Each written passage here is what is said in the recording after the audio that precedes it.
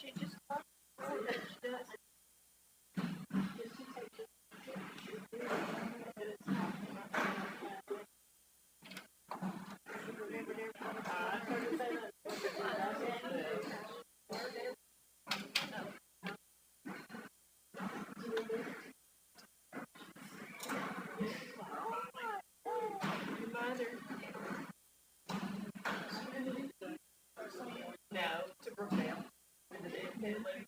at first, yeah, I just trying to tell herself. Is she excited about it? She is, yeah. Yeah, we're just reading the process of, dragging forward. How are you? I'm sorry. Have fun with those grandbabies? This one. Oh, then you need to stay home.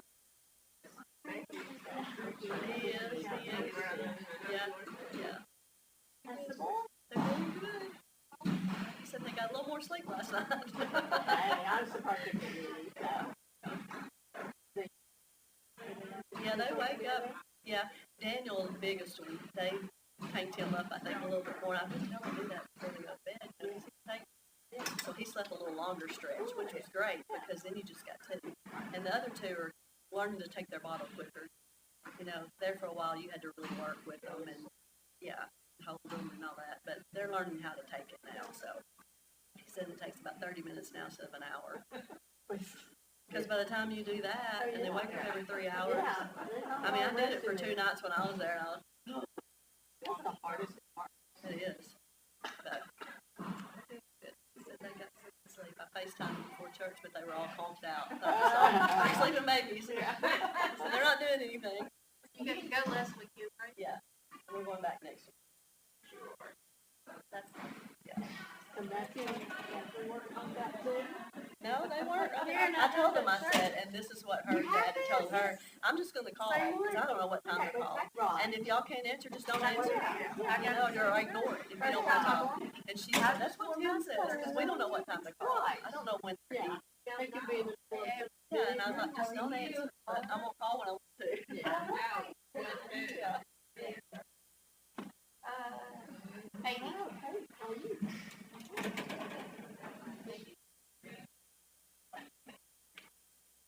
We won't have many tonight because everybody's on break. Oh, break, sorry. I don't even know what day it is. Basically, right. Yeah.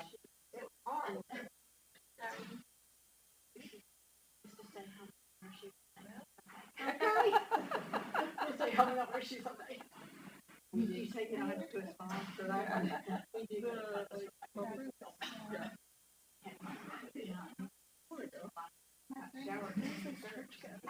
Oh, it's a fun drag. Oh, we go. He's on his way back.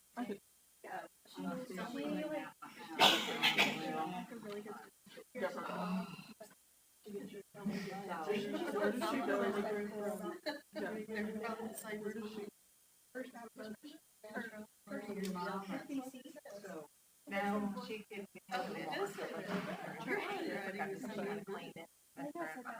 Where does she go? I haven't had time, I know, but I haven't had time to do it.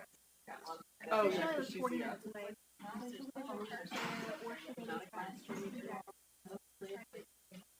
Oh, okay.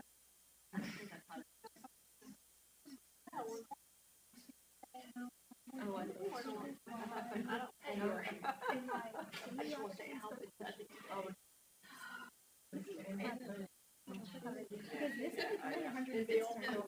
Wait, I would actually. And before Deanna gets started, I know we're small tonight, but it's quantity, it's quality, not quantity. I had to think about it. I wore my shirt to remind me to tell everybody about retreat. 2 more weeks to sign up. It's great. You need to go. So sign up. Tell your friends. We need a few more to go. It'll be good. Then we're going to turn it over to Deanna. I went last year for the first time, and that was the best thing. It was so awesome. If you have not been, you need to go. No matter what your age or where you're at in life.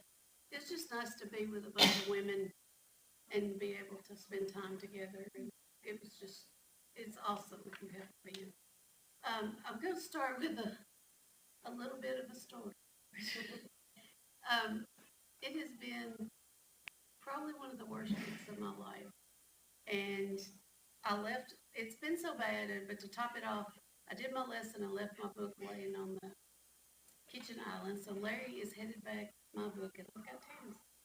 I did my lesson, had my notes, everything. No, but last Wednesday, my brother called and said my dad was having some kind of manic episode. He's 8. And he lives by himself. He's perfectly fine. He gets around better than I do. And he was just screaming and yelling, I can't remember, like laying on the floor. It just went on. And so my brother took him to Corinth Hospital. They said they did a CT and all this stuff. Nothing's wrong. So then he comes home. He gets better. Well, then, see, my days are all blended together. Sunday, he does the same thing again. Calls my brother. Get here now. I don't know what's going on. He's screaming and ranting. It's like a manic episode. And so my brother brings him to Jackson. And so we stayed till 5 o'clock in the morning in the ER. And same thing, CT scan, again, all these tests, nothing wrong. My brother takes him home. Well, Sunday evening, I'm sorry.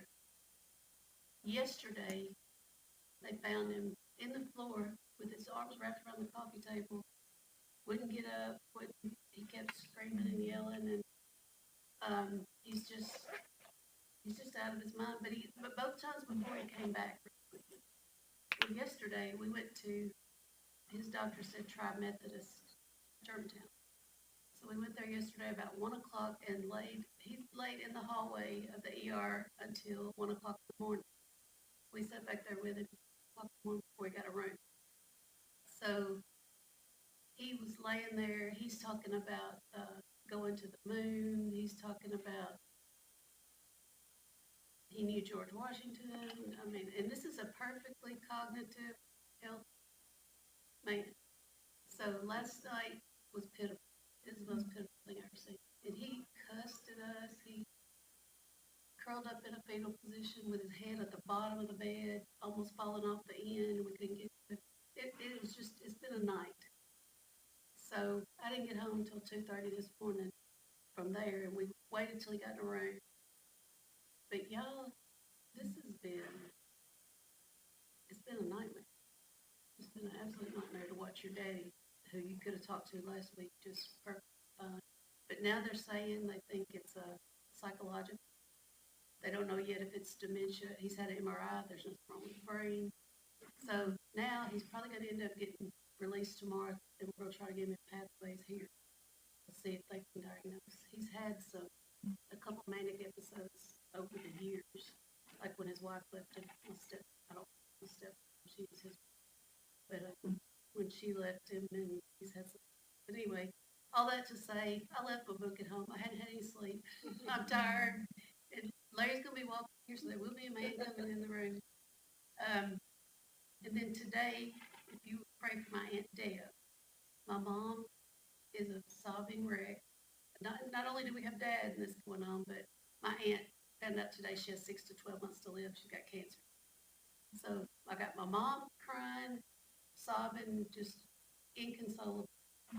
Today, we've had all this with Daddy, and so it's like, I'm like this. Yeah. So if I say dumb stuff, y'all just please give me some grace. I need some sleep, and I just need things to calm down.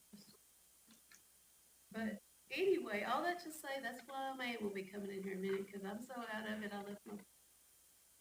Well, right out way stop.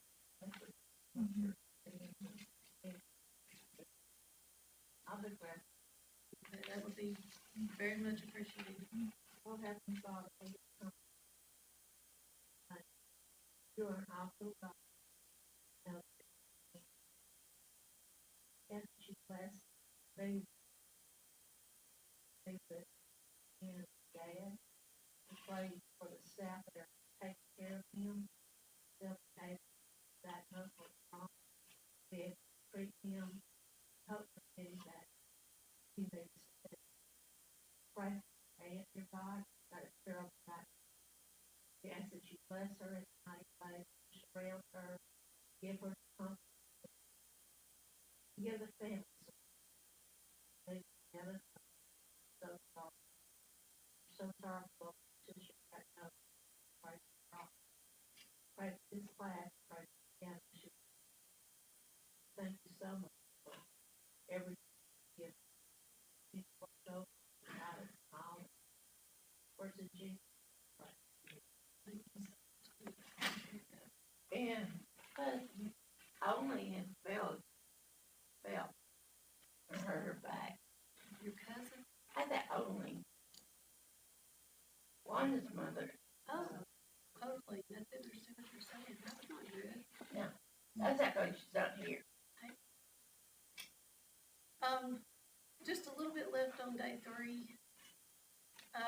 We talked about earlier about how we gotta leave some things behind in order to serve God, and he doesn't want everything we do to take attention away from him, and we need to have godly intentions along with everything that we're doing. So, Priscilla said, even necessary and good things like work and sleep can become idols if they become more important than God. And that sentence hits hard, because we talked about last week social media, and we talked about, when she mentions even naps and things like, having to have a nap every day. It's okay. I don't think there's anything wrong with having to have a nap. There's some guilty faces back there. There's nothing wrong with that, because if it is, I'm in trouble. But you know what I mean? It's where you put it in the hierarchy of your life. It's not that you do these things. Is it more important than finding Bible time? Or is it, and I'm speaking to myself, as I said a lot over the last couple of weeks. He demands all of us. God will not share us with anything or anyone that takes our eyes off him.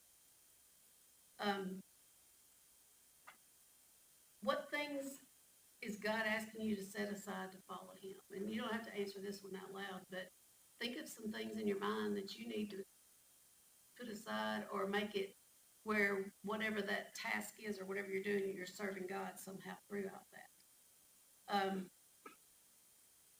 The sentence that says, I renew my commitment to uncompromising and complete submission to him, you. So there's a lot of things we don't think about that we can honor God by doing those everyday tasks. Maybe while you're washing dishes, you say a prayer, which I have to say a prayer because I hate washing dishes. So maybe when you're taking your nap, you pray, you lay down, or you read a little, just a couple of Bible verses. I have this thing where if there's something on my mind like fear or anxiety or worry, I just go to Google, and this is really weird, but I type in Bible verses about whatever it is. And I'm in school at Liberty University, and they tie everything they do with, everything we do, they tie it in with Bible. So when I write something, I have to look up verses about certain things. So then that got me in the habit of, if I'm like this week, worry. So I typed in yesterday, I typed Bible verses about worry. And then you get it all pulled for you. And, and you can, if it's fear, anxiety, whatever. So that's just a little tip that I found helps me a lot, is being able, you can use technology, but use it to help you get closer to God. I'll say one thing. Today, going to the doctor's office, everybody wants to pull out in front of you or run the red light. You gotta think good thoughts instead of bad thoughts. It's hard. I was by myself the first time. I always tell Larry, I say, who are you talking to? Because when I'm talking to him on the phone, he's driving. Why are you pulling out over there? What are you doing, person? And I always tell him, you gotta quit talking to the track. Talk to me. Can somebody read Joshua 24? Joshua 24 verses 3 and 4.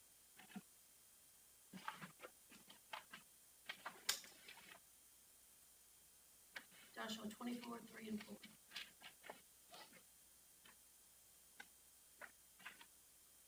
I took your father Abraham to the land beyond the river, and led him throughout Canaan, and gave him many descendants. I gave him Isaac, to Isaac now here's Jacob Esau. I assigned the hill country of Seir to Esau, Jacob, his son went down. So what was the promise that he got there? In those verses, what was his promise that Abraham received? Go. Yes.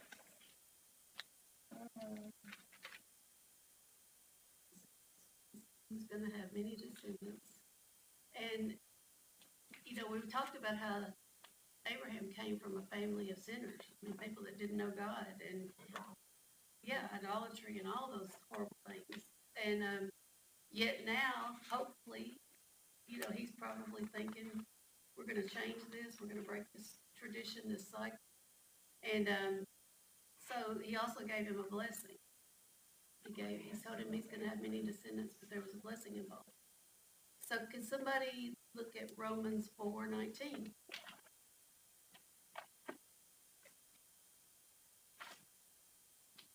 Mm-hmm.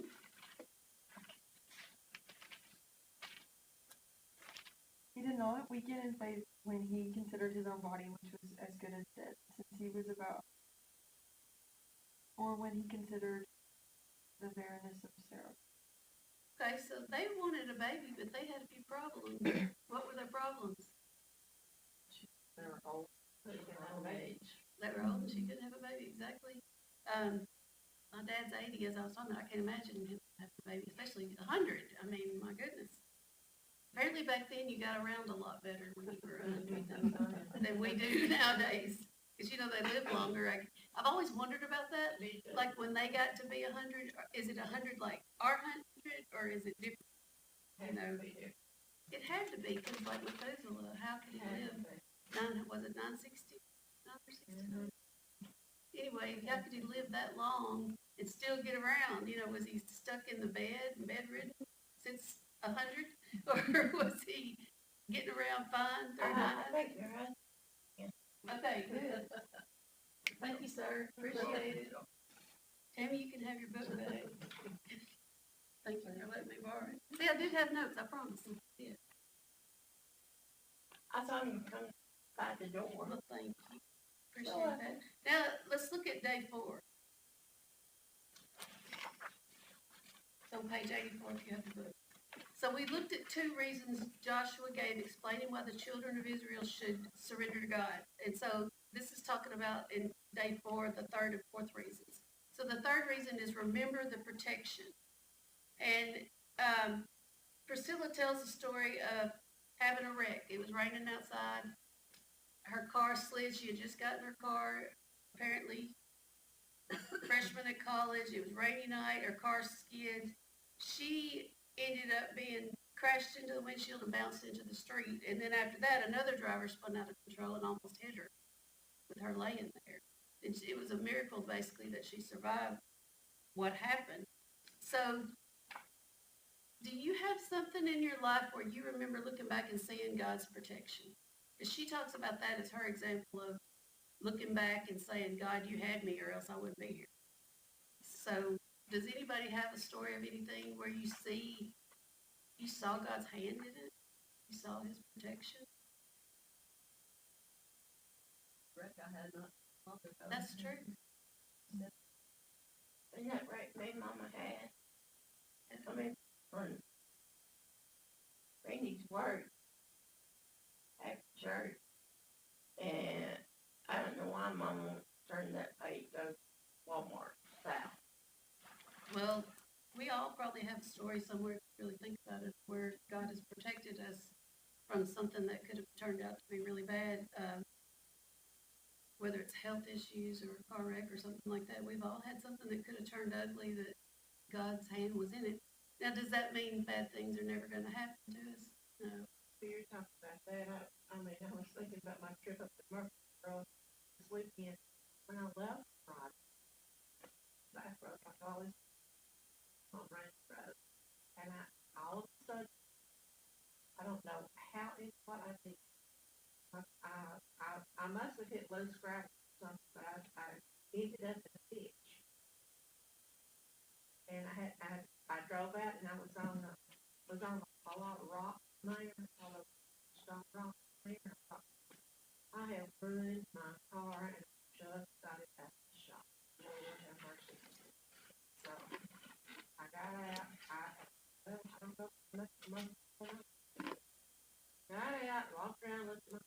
did them running in. But I didn't see anything else wrong with it. And I got back in, I drove it, doing okay. I said, I'm headed to Murfreesboro. I am going to Murfreesboro on this car, and I'm going today. That's called a grandma that's determined to see her grandkids. But God protected you because you didn't get hurt, even though your That's right, children and hurt. I said that, he gets hurt, I didn't get hurt. Well, what says that? It's on Ranger Road, I'll tell you, I don't know, I'll tell you, I don't know, I just have to go back. It's gotta be down towards the trash grill. Well, Priscilla says at the end, very last sentence of her describing her experience, and to this day, I believe he instructed his angels to push that car to the side of the one that was coming at I her believe that. when she was laying on the ground. I wanna give you a little more information on the school, when I was coming back, yes, I was pouring down rain, my son, here, had checked out everything, he said, Mama, I think you can make it okay, it's, whatever, like, that is it. Everything, I don't see anything leaking or anything like that. Okay. Well, I get out of Murfreesboro and headed on, and I'm on 840, and all of a sudden, my engine, power lock comes on, I think, oh, my goodness. And it's pouring down, and I get to an exit where there's a state spot. So I pulled off and I found an O'Reilly station, O'Reilly place, and they checked the engine for me and I was fine. If you go down here to this express loop, they'll check the whole thing out for you to make sure that you can get home in safe. So that's what I did. I'm telling you, those are the sweetest people. That was God's protection again. He was watching over me. Those little guys, they were young guys, and they were just kind, good to me. They checked my car out. They said, you are fine, go home in it, you'll make it fine. And they didn't charge me, not one. That is awesome. It was. Because nobody does much for free anymore. But, you know, that's just God. It's a God thing. When those things like that happen, God, now give God. It is a God thing. And just like when something bad happens, we just have to trust that he's with us. He's there. You know, whether it turns out good like your situation turned out to be, you blew your engine or something like that, there's still. That's happened too. Hey, Linda's got some stories If there's about cars. anything that can happen to a car, it would be me that it happens. So don't ride with Linda. Don't take a trip to that helicopter. Y'all stay away from me when I'm driving. And if you see me drive, better get out of my way. Don't go anywhere with Linda. So I know. I have broke there, drives pretty good. Well, she needs a vote of encouragement. Right? Jerry said, Bob, you might have to quit driving. Can somebody read? That thing's right on bus to Murfreesboro. Because I'm coming back. Yeah, you gotta go see those great. Can somebody read Deuteronomy 23:14? Deuteronomy 23:14.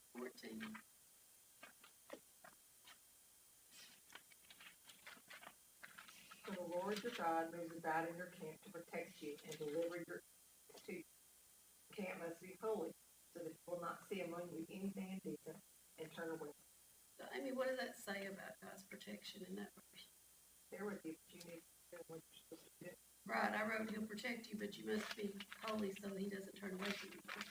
I don't guess, depends on what verse you read, how it's worded.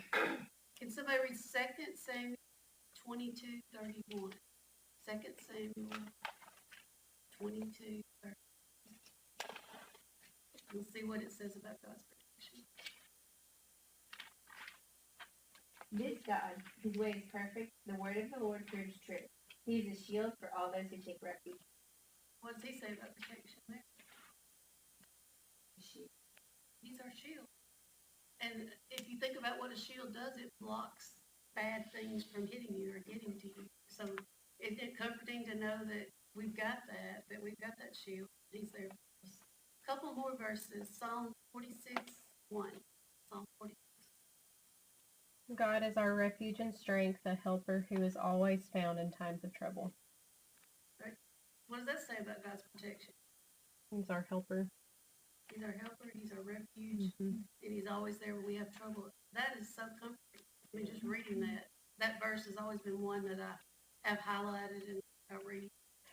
And it always pops up when you look at that Google search of those verses, that verse pops up for a lot of things, not just worry, but fear. It's just like it pops up for almost everything I Google.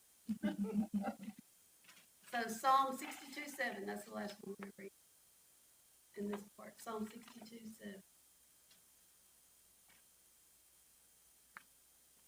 Salvation and my honor depend on God. He is my mighty rock. Refuge. So he's our rock and our refuge. If you think about a rock, it takes a lot to move a rock. I mean, I think about a lot that just reminded me randomly of the stone being rolled away from Jesus' tomb. I mean, it wasn't like anybody could just, probably one person go over there and push that stone away. It takes a lot, and a rock is solid, it's steady, unless it's on a hill, in case you're in trouble. But the rock is always there to protect us. He's our rock and our refuge. So God protects his people. And then this is what we just talked about. He certainly doesn't protect us from hardship and trouble, but he protects us through them, even to heaven's door. So our whole life, that's what that's promising. That no matter what, he's there with us, but he doesn't always stop bad things. As I talked about at the beginning of class with this week, he doesn't always stop the bad things. But I can see some other good things happening from the bad things already, even though this has only been a week of this situation. In Joshua 24, verses 4 through 12, Joshua reminded them how God protects and brings to pass his own promises. So we're going to look at how he protected Abraham and the Israelites. So the first part says he protected the seed of Abraham so as to preserve the lineage and the inheritance of Jacob, because that was promised. Protected the seed of Jacob even while in the captivity of Pharaoh and delivered them out of his hand. And that was a big promise. He continued protecting the children of Israel by dividing the Red Sea when the Egyptians were chasing after him. And that was a miraculous protection. So, and I know some people believe we don't have that stuff anymore. You know, we don't have those miracles. We don't have those things. Some people, you know, you got the two sides. He's done it before. I don't know what you think. I mean, do it again. He's done it before. We have so many examples of him doing it before. He gave the Amorites into their hand and allowed them to take possession of their enemies' land. So he turned them over to the Israelites. He turned the curse of Balaam into a blessing and delivered them from Balaam's hand. He enabled them to safely cross the Jordan and escape from and conquer the enemies at Jericho. These are all Bible stories we probably grew up listening to and learning about. He sent the hornet before the enemy of Israel into the territory of the Amorites to drive out the kings and conquer them in battle. He did all these mighty things, some miraculous, some just mighty. But if you're facing an entire army and you really, God takes care of it for you. I mean, you had to be, if you were a soldier out there seeing, especially if you were on the wrong side, seeing that God was involved in this and God had his hand in these battles and these wars. How has God protected you in order to preserve his calling and promises? And I think every one of us, do you ever pray for protection? Yeah. I did that at 2:30 this morning, and I was telling Linda, I was praying as I was driving. Yes, I was so tired. I was really worn out, and I was praying, Lord, I put a hedge of protection around my car and me because I turned up the message like as loud as I could get it. And my brother was driving home too in a different direction, and so we talked so we could stay awake. So God protected me, protected Linda. So sometimes the answer is yes, sometimes the answer is no, but I'm with you. That's the only way I know how to say it. God is good and does so much for us. He's responsible for every good thing that happens to him. Joshua is quick to remind the children of Israel this fact. Like the children of Israel, we have no excuse for not completely and totally dedicating our lives to his service. So the last page of this talks about, for what good things do you tend to take credit for when credit belongs to the Father, not us? And first thing that popped into my head is, talents that we have, like people that can sing, people that can act, people that, and you know, not talking about Danny, I promise, but you know, there's a lot of preachers. There's been one recently that just went to jail for that. But I think sometimes your talents get to your head, and sometimes we take credit. Oh, I can sing. Oh, I can dance. Oh, I can maybe anything, any talent. All of us have some kind of talent. But do we take credit for it, or do we give the credit to God? We've got to give the credit to God. Everything we have, everything we do came from God because, you know, he made us like he wanted us. I have a niece with Down syndrome, and I wouldn't change one thing about Brooke. You know, God made us, she has talents that she makes us laugh all the time. So, and she will pray. My dad was talking in the hospital. He was rambling yesterday. He had open heart surgery one time, and Brooke was young, and she prayed over him, and he was telling the doctor, I'm only here today because my granddaughter prayed. And it was in the middle of his, out of his head thing. So she has a talent of calming people down, making them laugh. You know, she's always hugging and patting on the back. And you all have talents. Everybody has talents, but it's who you give credit for that talent to. Do you take credit for it, or do you give God that makes the difference? All right, let's look at day 5 if you have the book. And Priscilla's talking about she didn't like Sundays because when the meal was over, she had to do the dishes. Did you grow up like that? Kids had to do it? Yeah, I did too. So she's talking about the dishes where there was just so much, and she dreaded. She didn't enjoy the meal because she was so thinking so hard about when it gets over, I'm going to have to do the dishes, and I don't want to do it instead of it. But she talked about as she was getting older, she didn't know she was more patient, as she talked about, or if it wasn't forced anymore. She wasn't made. You know, Mama didn't say at 40, go in there and do the dishes, but it was just a thing because she had done that growing up. So now she says, whatever the reason, I now willingly offer to take care of the Sunday dishes I just have thankfulness that we're all together, she says, and that we have family time. Can somebody read Romans 6:17? Romans 6:17.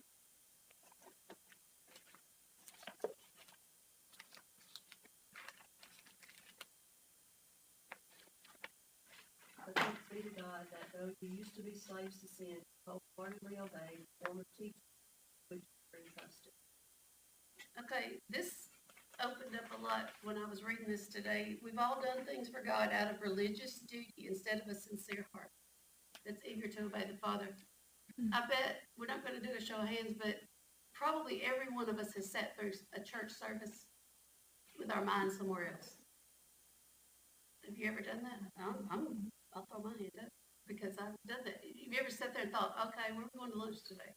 Or when I get home, oh my goodness, I got to do this and this and this. Or my kids, we've got this and this. And sometimes our minds just aren't where they need to be. And that's what she's talking about. In the beginning, when she was doing those dishes, she wasn't realizing she was doing it as an honor and a service until she got older and she realized that. So I always think about, when I think about this, if you have children, those of you that have children, if your child came downstairs and said, Mama, guess what? I cleaned my room. It's spotless. Or if you said, go up there and clean your room, which one's going to make you the most happy? That your child did it on their own, or that you had to make them do it? And I think that's how God must feel. I always compare it to that in my mind, because God must be so happy when we come to him through baptism versus him. He could have forced we could have all been Christians when we were born. You ever thought about that? We could have been born Christians, yet God chose to let us have a choice. Let us make that decision. Just like that child that does housework on their own, which I think does not exist anywhere. But if your child did, it means so much more to the parent because they made that choice to do that and to help, even though they didn't have to. So I'm sure God feels that way when we do things to honor him when we don't have to. Priscilla says sometimes we do things simply because it's the right thing to do, or we're following tradition. I came from a very traditional church where Larry and I went before coming to Candle Street. Street. And when I first came here, I was like, you know, we clap. Oh my goodness, you know, or we do this or that. And it took me a while to get comfortable because of tradition. The Lord's Supper had to be the same way every Sunday. You had to say the same words, you know, that's how it was where we came from. So when I came here, it was just a whole different world was opened up. And following tradition that's not biblical hurts us a lot of times. If it's not a biblical command that tells us you got to do it this way, or you've got to wear pants to serve on that table, you can't wear shorts, or you got to, you know, the cup can't be these little cups in these little bags. It's got to be a glass of something. I can remember when they would pass. Does anybody remember passing the cup around? Put the cup, put Yeah. the tray, Well, I'm talking about a cup. the one cup. Yes. Oh, no. That makes me queasy. Makes me a little nauseous. So what is the difference in, she says, from the heart obedience and ritual obedience? Kind of touched on that already. What's the difference in from the heart obedience and ritual obedience? Well, ritual, like the rest of everything, it's not, the sincerity is not there. You have a sincere heart to do it.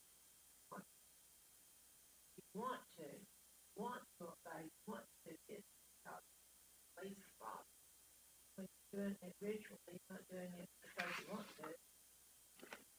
It's like after, because you want to. You're exactly right. It's back to like the room cleaning thing or Priscilla doing the dishes. It makes a difference. Your purpose behind what you're doing, what you're doing it for. If you desire to build up eternal treasure in heaven, you must choose to follow God with an obedience. And God is not flattered by formal acts of worship unless they stem from the hearts of people who are genuine in their affection for Him. So your purpose, God knows our purpose when we do. You can come to church every Sunday, but if you don't have the right purpose and the right intent, and you're not there to worship, you're just there to make the seat warm, if God knows it, it makes a difference. She made this chart, and it said list religious activities or good deeds that you regularly participate in, and it's like feeding the poor, doing a Bible study. And then on the right side, it says for whom.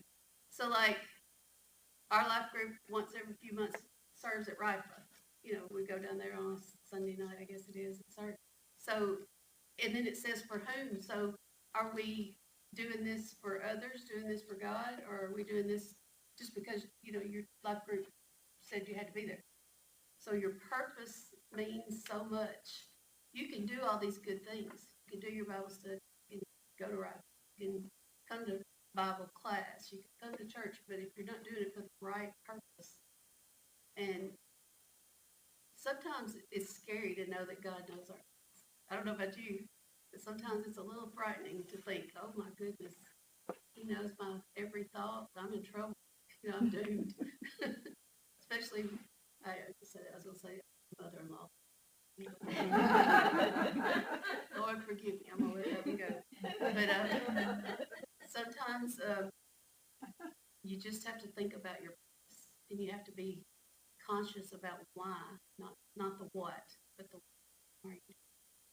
I think almost everything starts with ritual. You know what I mean? I feel like the dishes, and you know, it's like, as a kid, your parents are always telling you what to do, and you don't realize the importance of it until later. And I think even as new Christians, we get into that. Like, we know the rules, you know, and so we follow them because we want to be obedient, not necessarily. We might not want to do some of those things. We might not want to give up a Saturday and do city serve. We might, you know, our heart might not be in it initially, but I think there's still value in someone who's like, I don't really want to do this, but I'm going to do it because it's following God.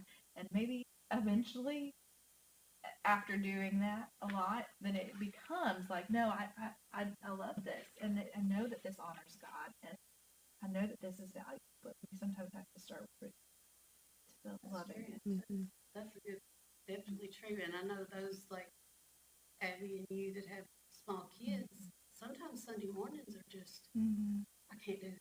I mean, you just get so stressed out. You're trying to put your shoes on. I don't want my shoes. You know, you're going back and forth. trying to get them ready, and, sometimes we have to force that. And sometimes it is a ritual, you're right. But then hopefully when you get here, after you've gone through all that stuff, that you're really worshiping. Your heart is in the right place. And it's a big effort when you have a family to even get here. Once you get here, your heart has to tune in to what the worship service is, even though your child is coloring on the pew, or, I mean, literally coloring on the pew or something with a marker. So, I think I've experienced guilt before when I thought, I'm like tired of sitting here and I'm ready for church to be over. But when my kids tell me, like, they have gone through stages like, oh, church is just so long and it's hard to sit there. And I feel like I can say, it's hard for me to sit still too sometimes. And like, but I feel like if I go, I'm glad to see people. Like, there's some parts of worship that I'm a little more tuned in than others, and like sometimes, but I hope that when you grow up, you've had this habit of going to church, so that like on the stage where you're struggling and you go to church, you're so glad you were there, or you have friends, and even if you do go to church and then you go eat with people, and that was the best part of your day, and you're not really thinking about your worship service, at least you have like fellowship. But I think I used to feel so much guilt. I'm like, why am I not more like hanging on to every word? I'm like, why am I so distracted? But I think the ritual of going, okay, I may not have heard every single word, or like, why wasn't I more like emotional during the Lord's Supper where I was really tuned in to what was happening? But now it gets very distracted by all that's going on around me. But it's almost like, okay, could just be present for some aspect of it. there's good in that. Yeah. And there's good in your children seeing you at church, and you bringing your children to church, your family, or even just those of us without small children just being here. And there's good in that. And sometimes, yes, our minds drift or whatever, but we're here for a reason, and I hope everybody's here to worship God. And I mean, if we are, we're here for the right purpose. But I'm so thankful for our young that are so faithful. And it's such a blessing, to see everybody here with their children, sitting together with parents. It just makes me so happy to see. So don't think you're not noticed, because you are. Much appreciated by me. The Sunday that all the children got there, have you ever, I don't know about you, but sit there and think, this is the future of our church, and these parents are making a conscious effort in these children. And there's so many of them. I can remember years when we were kind of sparing on not having many in the youth group, or not having many, Tammy and I would go to Mexico a lot, and some years it would be so big you couldn't hardly fit on the bus, and then, you get through those years where it's a little smaller. And so it's a blessing at Campbell Street right now. It's a blessing. We're growing, not just with babies and the young, growing with people. Larry has to meet he's an elder here, my husband, for those of you who don't know us very well. But when they have new people that are wanting to place membership, they meet during class time, because that way the people, if they have children, have childcare. It makes it really easy on them to do that. I don't know, we don't get to go to class together for the last probably year, which is a blessing, because they are meeting with new people y'all just don't realize almost every Sunday. And we have grown so fast. And if you look around on Sundays, there's no room. I mean, we got chairs at the end of the aisles. And so, I mean, it's a blessing he doesn't get to come to class with, because we're getting all these new families and these new people. And Millie said yes. She's so cute. And just past Sunday, we had somebody baptized. Yes, and that's a really big blessing. That's amazing. And my niece, my great niece, got half the little kids out. That serving God at a young age is a real blessing. So she says our every activity is to bring God glory, as we talked about. And she's talking about whether you're, and this is a hard one for some people, but changing dirty diapers, peeling potatoes, whatever you're doing. And peeling potatoes is one thing I've never had the patience to peel potatoes. I mean, now I just cut them up. And dirty diapers, I'm trying to figure out how you find the blessing in that, but they're clean when you're done, I guess, is the blessing, because doing it, not so much. But I don't know how you're gonna worship God while you're changing a dirty diaper. You're gonna thank God for the pee or. Well, in the early God for days, that though, fresh those newborn That's right. days, they Well, have you, you know, have you track how many wet diapers, how many, for, to see if they're gaining weight. That's So, true. in the early days, you are thankful for every dirty true. and Every wet drop, diaper right? that you can get. I have a 6-month-old grandson, so I know how that is right now. And I'm so, with my dad being in the hospital, I get sick very easily. We stayed, I said, 1 o'clock in the morning to, 1 o'clock in the afternoon, 1 o'clock in the morning in the hallway of the ER last night. And so, I'm fine. I'll just get a good nap. Maybe if he gets to come to Jackson. But it was like people throwing up, and I'm just sitting there the whole night going, I am not good with it. And then my dad was doing all kinds of stuff that I told my brother, I said, that's yours. I can't do this and that. And so that goes back to our talents and our gifts. My talent is not to be a nurse or to be anything medical because I cannot take it. But I can change dirty diapers of babies fine. Doesn't faze me a bit. So we got to continue to find that glory that we're going to bring to God in everything. How would your attitude change if everything you do was you turned it into a personal act of worship? It would take a lot for every single thing you do all day long to turn it into worship. But can you think of something you can say, okay, starting today, when I do this, I'm just going to throw up a prayer. Is there something you could think of, like in your routine every day, that you could turn into an act of worship, even though it's really not worship? Like practicing gratitude while you do, like doing laundry. I'm thankful that my kids have clothes, that I have a washer and dryer, and like I'm washing all their like sports clothes, and I'm thankful for their healthy bodies that they can play sports. But I think remembering to be grateful for those things. Really good. And there's a thing that goes around on Instagram and Facebook about that. Thank goodness for, or thank God for dirty clothes. Thank the Lord for this. And my dirty dishes mean we ate. My laundry means we had clothes, and that kind of thing. And every time I read that, it makes me think, I've got to do that. Anything else you could think of that you could turn into an act of worship, even though it's not necessarily a worship activity? What? Homework and tests. I'm with Because, you. like, I hate it, but then it's like, well, I have an opportunity to get education and be at college and stuff. Good for me. It's hard to do those things, and you're thinking, what am I doing? Like, why? This is just too hard. And then you make an A, or you make a B, or you make whatever you make. You put that effort into it, and even though it was hard, but you could say, okay, before every test that I take, I'm going to stop and say a prayer to God. I'm not just going to walk into the classroom and sit down and start taking a test. I'm going to pray for God to give me the knowledge that I've studied, and let me be able to recall it, things like that. So you can even turn homework as a good homework into an act of worship for God. Anything else you can think of? I think mine's chapel.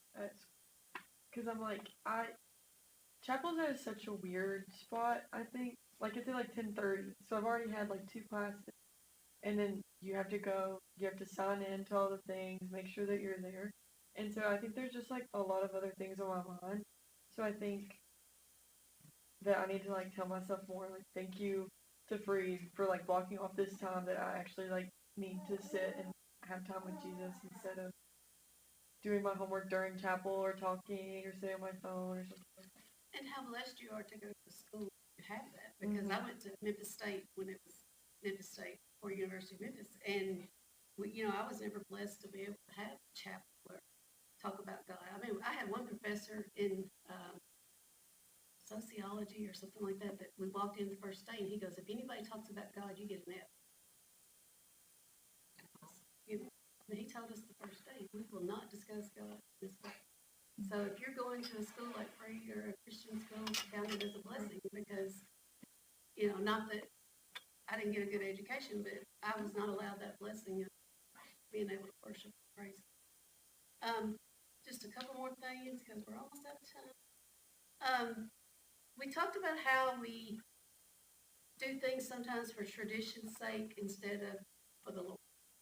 How do we teach this to children? if you're helping with the children's class, if you have children, if you have grandchildren, how do you teach this to, what would be a suggestion for teaching this to a child? That when everything they do, thank God, worship. Is it by example? Is it that we can set that example for them? Like Abby paying attention during church when if her kids are doing something around her. I think example is a big thing. We've been bringing Abigail, my 3-year-old granddaughter, several Sundays because of different things going on, and I watch her face. She listens to the song. She's 3, but she'll listen to the song. She's learned because they go to church every Sunday to sit there. Now she may have to have a snack, or she might have to have something. Just learning that you're going to go, you're going to sit on the pew, and you're going to listen. And even a 3-year-old gets that example. I'm going to read this whole paragraph because I really like it. It's on page 90 at the bottom. When we forget that our entire life is an act of worship, we can begin to take the shortcut. After all, everyone's doing it. Let's live differently. Let's practice honoring God in the little things of life. The more nobody notices, I like this part too, the more nobody notices what we're doing, the more we can enjoy the private affirmation of the Father. The more we do things just to do them for God, the less attention we get and the attention God gets, is what this is saying. In the process, we'll be positioning ourselves at his feet and listening for his voice. So all of this to say, and I think tonight's lesson was my favorite because I had never had all those thoughts about turning everything into an act of worship. Even things you don't like, pray to God to get you through, like homework or tests or things like that, as we talked about. Taking those things and turning them into an act of worship somehow. I think almost it'd be easier for me to turn the things I don't like into an act of worship versus things I like and I get caught up in, and things I don't like driving. I do not like to drive. Larry, I tell him all the time that's why I'm married, so he drives me places. So last night I was at 2:30 in the morning or 2, whatever it was, I was thinking, Lord, just keep me awake. Lord, just help, and I was using that thing that I despise, especially driving on the interstate, to have prayer time. And plus, it was quiet. I'd have the radio on blasting for a while, the message, and then I'd turn it off and I'd pray.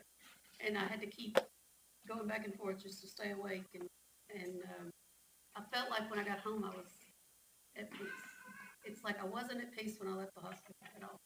But when the time I got home, I felt pretty calm. Larry woke up and said, "Are you okay?" And of course, he's talking to me, and I was, I had this peace because I spent time with God.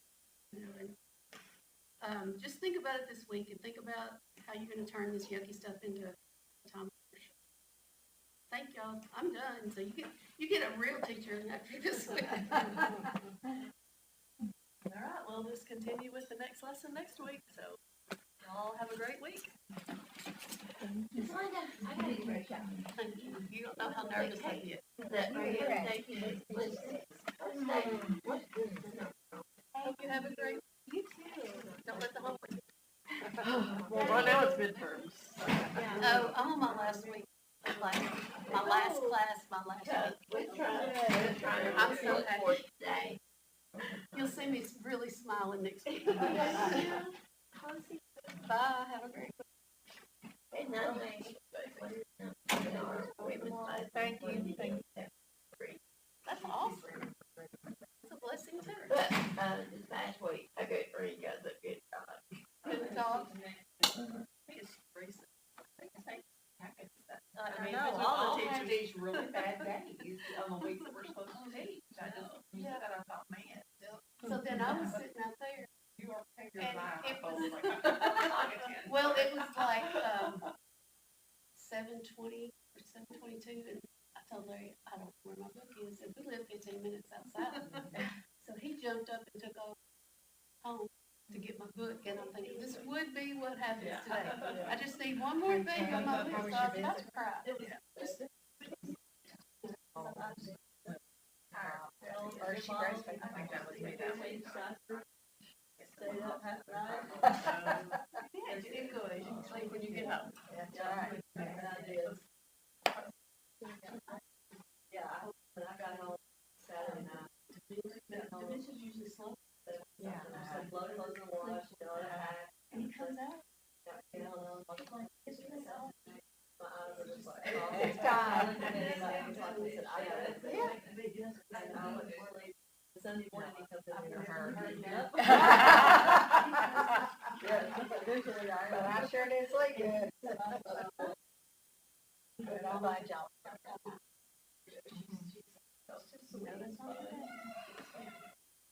They still sleep a lot now.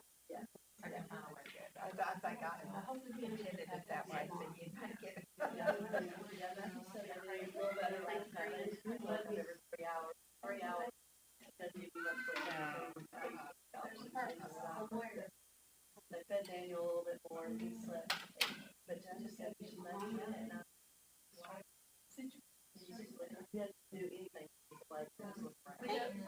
She said she fell asleep and then at 11 o'clock she's still laying there looking around. And she said, I feel because we just let him lay there. If he knew something, he would have cried. She said, I think you might be right. They were ready to sleep. Just because I sat there. And he slept till 1. So, I mean, that was a good long stretch for Yeah. him. She's the one that just like they made it 5. She just lost. I called him and said, "When you come next weekend?" And she got this nice little sweet stuff. Danny slept. She knew she had been doing it. Yeah. One of them helped. They swapped out so they could have half the night sleep. When I got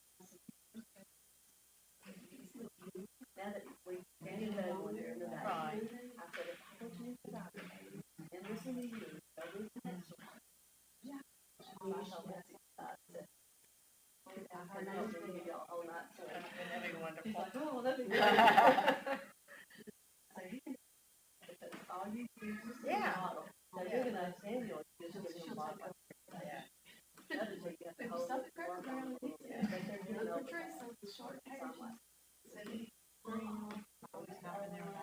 And then we just pray that Darby doesn't wake up.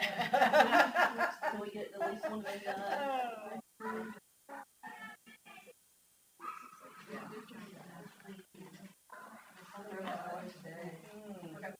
They said they went on, they said today they went to Paula, so we knew we had more houses. Because we won't always have everybody here, how we're gonna do it. Yeah. And get the stroke. Yeah. That's practice right I there. know. Stroll them around a couple. I did not. He said, we were gonna do it, nobody was here. And then we messed up, we were not telling anybody. Just getting 3 in the car seat makes me start sweating. Because I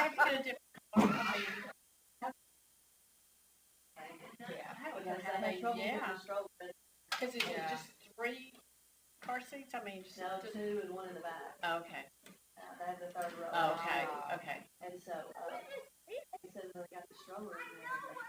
If yours is like mine, if you close the door and don't close it just right or open it just wrong, it'll have to reset. It won't let you do it again. Well, that's what happened. And he said, so one of us was running in and checking on boys and the other one said, he's coming back. He said, I finally Googled it. I said, give it a minute, you know, work. He said, but we got them all. But a van, like I say, you sound like you're not hearing me. But, I mean, They had just bought this car. They love the car. So it's a very day, I would say. Yeah. So it's a bigger SUV. yeah, And it does have the new one, but just the convenience of that slide somewhere, I yes, think. because Jasmine has to crawl through the back. Yeah. Oh, yeah, that, While they're little, but when he gets a little bit bigger, they'll have to sit back. I still remember one time, it's when I lived in Maryland, and I just had Erin. I think I had a Honda, but anyway, she was crying, so I